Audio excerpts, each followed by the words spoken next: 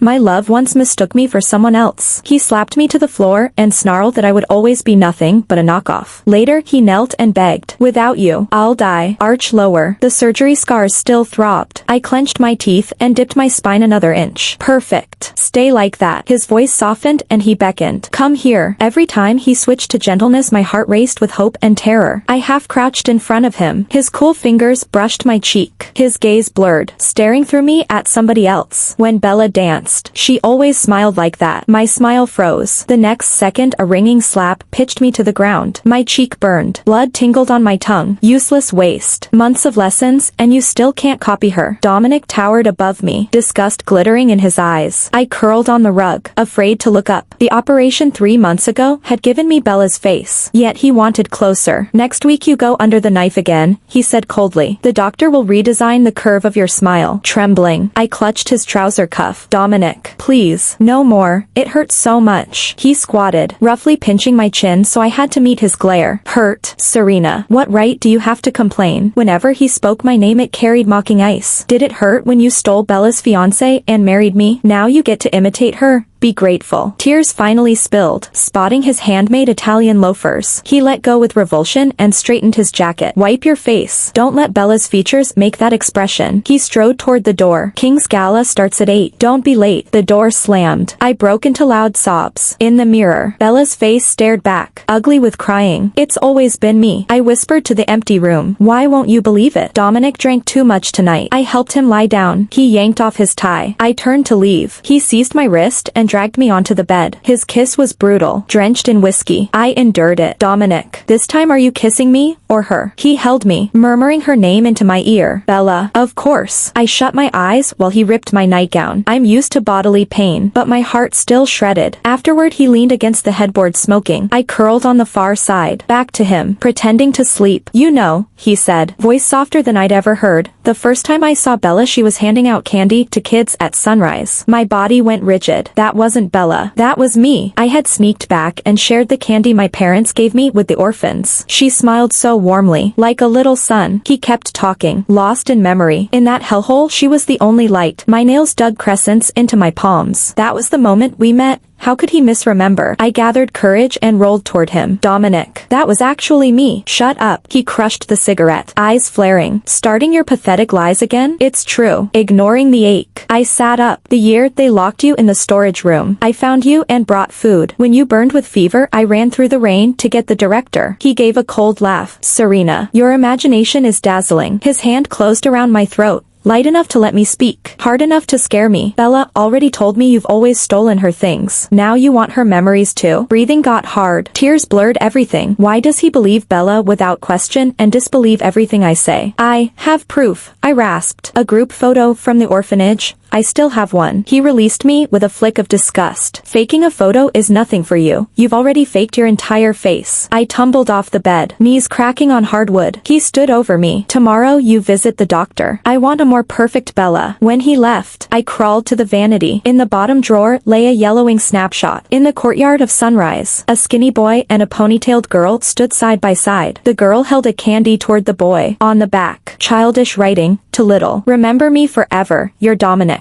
I hugged the photo and sobbed. Why is my most precious proof just a pathetic fake in his eyes? Rain lashed the windows. Outside Bella's ICU room I watched her peaceful face through glass. Machines kept her alive, and kept Dominic's hope alive. What are you doing here? Dominic's voice behind me could freeze fire. I turned. He'd come straight from the office. His suit speckled with rain. I just wanted to see her. Cut the act. He sneered. Here to check whether she'll wake up and expose you? Tears welled. No, I really want Bella to recover. Stop. He slammed the wall beside my head. Because of you she crashed. If you hadn't provoked her before the wedding, she wouldn't have driven off. I stared, stunned. I did nothing. That day she told me she already knew you were the boy from the orphanage. Liar. His fingers dug into my shoulders. I was the one who recognized Bella. We could have been happy. You saw us together and decided to steal her happiness. happiness. Rain roared, mixing with my sobs. I remembered the stormy night everything changed. 15 years ago, 10-year-old me ran 3 kilometers through pouring rain to fetch a doctor for feverish Dominic. When I returned with the director and the nurse, he had already passed out. Now the boy I once saved with my life was spitting poison and still unsatisfied. He jerked off his belt and whipped it across my back. I screamed, knees crashing to tile. Bella never screeches like that. He clamped my nape. If you can't endure pain quietly, I'll have the doctor adjust your vocal cords. Do you know how I recognized Bella? His eyes were pitch black. She saved me and slashed her wrist. She was tiny, yet she bled so much,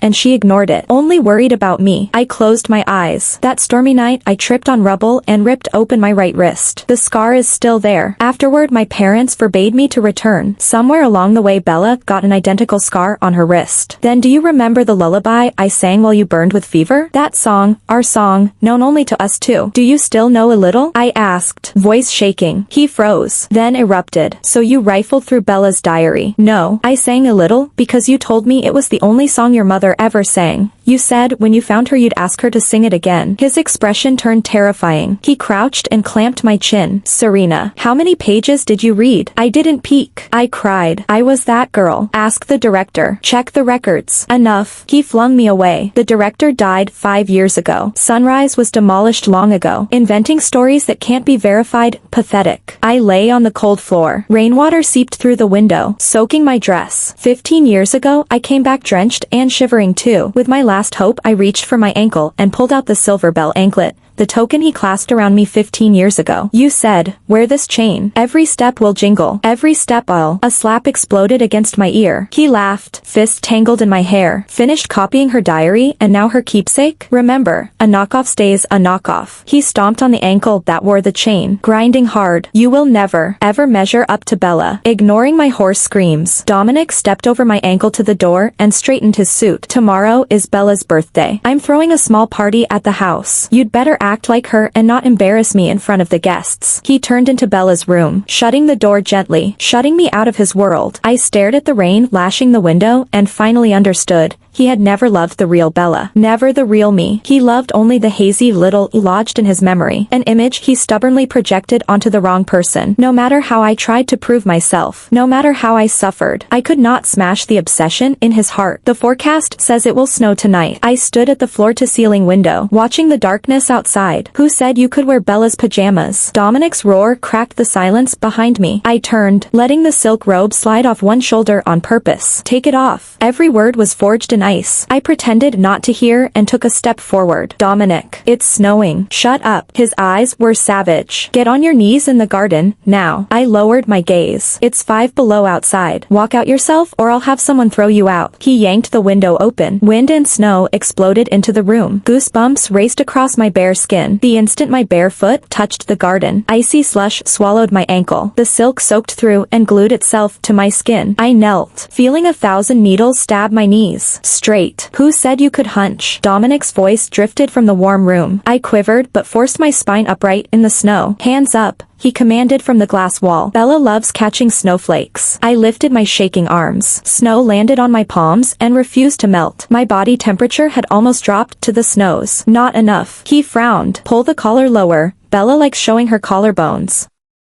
Numbly I obeyed. The wind sliced my exposed skin like blades. Snow reached my calves, and my lower legs lost all feeling. Under the eaves Dominic held a black umbrella while a servant handed him tea. Steam curled into the frosty air. Thirsty? He swirled the cup carelessly. I nodded, my throat raw. Bark like a dog 3 times, and it's yours. My mouth opened. No sound came. Tears froze the instant they fell, stinging my cheeks. No, then forget it. He poured the tea onto the snow. Brown liquid bled across the white like blood. Smile. I like watching Bella laugh. She always laughs when it snows. I stretched my lips into the smile I had practiced 1,000 times. Stiff and artificial, not wide enough. He flung a tablet at me. Bella's glamour shot glowed on the screen. Don't come in until you get it right. I contorted my face into the most theatrical imitation I could manage. Veins bulged on his forehead. You're not even 1/10,000th of her. Dominic stormed into the snow and clamped a hand around my throat. I let myself fall backward, sinking into the drift. As consciousness blurred, I caught a flicker of panic in his eyes. How ridiculous, Could he actually care? The system pinged in my skull. I smothered a smile and let the darkness swallow me. When I came to, Dominic was beside the bed signing papers. He flicked me a cold glance. Don't flatter yourself. I saved you only because I'm not ready to lose that face. Oh, I answered flatly, threw the covers back, and walked to his study. I flicked the lighter. Flames licked Bella's high school graduation photo just as the door crashed open. What the hell are you doing? I watched the uniformed girl in the picture burn. Cleaning up leftover props, I said sweetly, dropping the blazing photo into the crystal ashtray. A vegetable doesn't need memories. When his hand closed around my throat and slammed me against the wall, I was already tallying points in my head. The system's scoring chime was music. His rage was beautiful. His tie skewed, shirt buttons strained, the perfect mask cracking. You think you can replace her? His breath scorched my face as his grip tightened. I coughed and fished in my pocket. Almost forgot this too. Bella's letter to him caught fire. His pupils contracted violently. Delightful. In a choked rasp, I forced out, you don't love her. You love only. The world flipped. My skull cracked against the hardwood. He straddled me, his tie twisting into a garrote. Air severed, lungs burning, sight dimming. The drum of my heartbeat became a countdown to 0. Am I dying? Good. At least the torture ends. My arms went limp. I sagged. The tie slackened. Cold air flooded in. I curled on the rug. Hacking. Throat on fire. Vision blood red. Dominic looked down at me. Stop playing dead. Next time you touch Bella's things, he whispered against my ear, I'll make sure your parents really die. My blood froze. A mocking smile tugged at my lips. Really? You'd dare? Those are Bella's parents. Foster parents. Nothing more. The door slammed behind his icy remark. Bella only needs me. Staring at the shut door, the mask finally cracked. I collapsed. Tears streaming silently. Madman, absolute madman. At 4 a.m., I eased the wardrobe door shut. My suitcase was ready. Just a few plain clothes. Bare feet on carpet made no sound. The tiny bells on my silver bell anklet tinkled. I knelt, fingers tracing the crooked engraving inside, Dominic, Serena, hand trembling. I unclasped the chain that had bound me for 15 years, companion and shackle both. I let it fall with my tears onto the soft rug. Neither made a sound. From the bottom drawer I took the yellowed photo, caressing the two smiling faces one last time. I truly, deeply loved him. I kept telling myself he loved me too. He just mixed us up. Once he learned the truth, he would love me, but I had waited far too long. Dominic, I'm done waiting. I wiped my face, laid the chain and photo neatly on the nightstand. Good. Bye. Dominic. I dragged the suitcase through the silent corridor and slipped out. Snow had begun again. I pulled my thin coat tighter and walked into the swirling night without looking back. The taxi carried me away from the estate, away from the cage. Dominic realized Serena was gone 3 days later. Sir, Serena seems to be missing. The butler offered black coffee, voice tentative. Shall we send people to look? No. He didn't lift his eyes from the documents. She's crazy about me. She'd never hand me to Bella, but she hasn't come home for 3 days. Ink bloomed where his pen paused. Dominic sneered. What stunt now? Running away? He tossed the file aside and sipped. His brows knit. Too sweet. Serena always nailed the exact sweetness he liked. Ignoring the odd twinge, he ordered, pack her things and move them to the guest room. The butler hesitated. And the master bedroom. That stays for Bella. He was certain, when Serena crawls back, she won't get the master even if she begs. On the 5th day, the secretary quavered, Dominic. This arrived from Serena. She's finished throwing her tantrum? He signed with vicious strokes. Not looking up. It's the divorce papers. Dominic finally raised his eyes. He took the envelope. He tossed the divorce papers into the trash like scrap metal. Voice dripping scorn. Let her throw her tantrum. Let's see how many days it lasts. The secretary didn't dare breathe a word and slipped out. Day 10 midway through the executive meeting. Dominic zoned out for the 3rd time. Dominic. This acquisition file, leave it. He cut the presenter off. Has anyone seen my wife? The room swapped blank looks. Dominic practically lived in seclusion, showing her face only at mandatory galas. An assistant whispered, Sir, Vance visited the hospital last month. I know. He slammed the table. Tea splattered across the folders. I'm asking about the last few days. Silence fell like a guillotine. Dominic loosened his tie, irritation clawing at him. Meeting adjourned. He stood, face like frost. Redo every report. He drove straight home and planted himself in the study. On impulse he opened the security feed. On screen, Serena dragged a tiny suitcase out the gate at 4 a.m. No glance back. No hesitation. Not even a lingering look at the mansion. He smashed the monitor with his fist. Serena. I don't believe you'd just walk away. He strode to her bedroom and flung the door wide. Sunlight filtered through gauze curtains. The room was hotel sterile. It had always been a guest room. Really, the maid had moved her belongings from the master suite and arranged them exactly as before. Yet there was zero trace of life. All her jewelry lined the vanity like museum pieces. Angles perfect. Her clothes still filled the closet.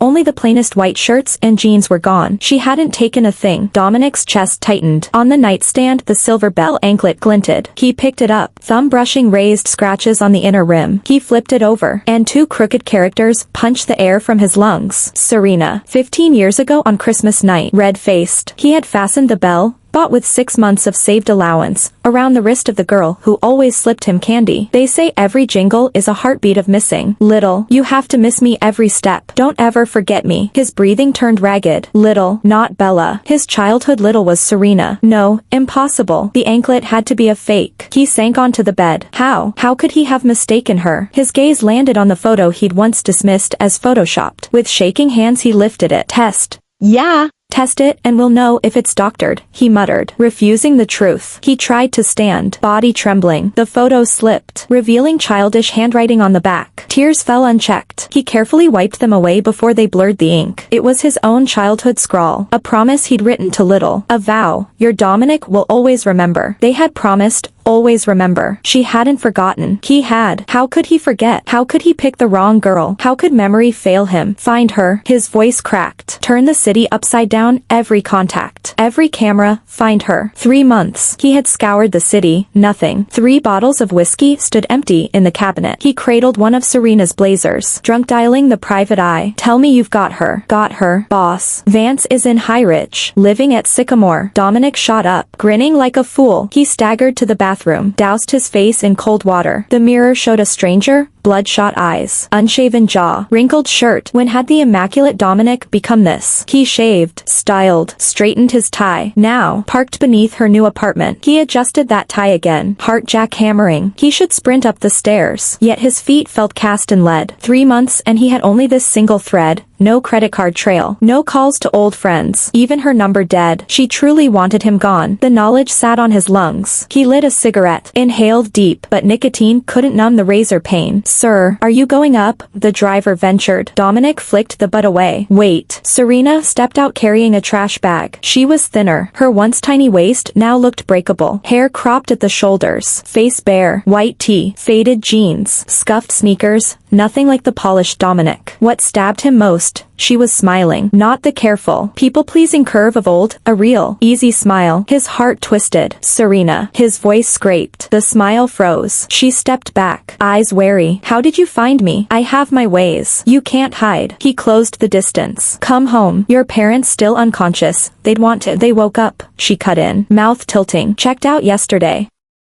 His pupils flared. What? Surprised? A soft laugh. When you used them as leverage. Did you think I'd leave them there? Where did you get the money? The specialists? Not your concern. She turned. Goodbye. He seized her wrist. You're coming back. On what grounds? You're my wife. She laughed, a bright blade. I signed the divorce papers. You forgot? I never filed. Legally, you're still Dominic. So what? She slid her hand free. In my heart, I resigned months ago. The words knifed his chest. He realized he had zero leverage left. Money, power, even the parents she adored. She no longer needed him for any of it. What will it take? He rasped. I'll apologize. Compensate, Dominic. Her gaze was calm. Know why I picked this town? He waited. Because it's far enough, she murmured. Far enough for a new life. Far enough to forget that I ever loved you. She walked inside. Scram. Come near me again and I'll call the cops. The door clicked shut, soft, final, like a judge's gavel. Dominic stood outside, tasting helplessness for the first time. He dialed the number he hadn't used in ages. Aunt Vance, he choked. How do I make Serena forgive me? A long silence. Then a cold laugh. Dominic, are you asking about Serena or Bella? Figure it out first. It's Serena I want. I was wrong. I mixed them up. Acid rose in his throat. Serena or Bella? umbrella. They're both my daughters. Look what you put us through. Serena's gone. Leave her be. Leave the Vance family alone. I can't. He clutched the last straw. Please. You must know what would bring her back. You and your father-in-law woke up. Serena must have done something. She adores you too. Tell me how to make her return. Dominic, Vance said sharply. When Serena was 10, she trudged through a storm to fetch a doctor for you. You lived, but the infection from her own wounds nearly killed her. Dominic's heart stopped. She was 23. Right before she agreed to the surgery, she knelt by my bed and asked me, Mom, if I stop looking like myself, will you still know who I am? But I couldn't get up. I could hear every word, but I couldn't wake up to answer her. Vance's voice cracked. Sweetheart, the people who truly love you will recognize you no matter what face you wear. You don't have to be afraid. But the man you're doing this for, he's not worth it. Dominic, please, just let her go. The call ended. Dominic sprinted to the bathroom and dry-heaved over the sink, like his heart was trying to claw its way out. The mirror showed a man with bloodshot eyes and a monster's snarl. He finally understood why Serena didn't want him anymore. He didn't deserve her. He drove his fist into the glass. Shards sliced his knuckles. Blood ran down his wrist and dripped into the basin. It hurt.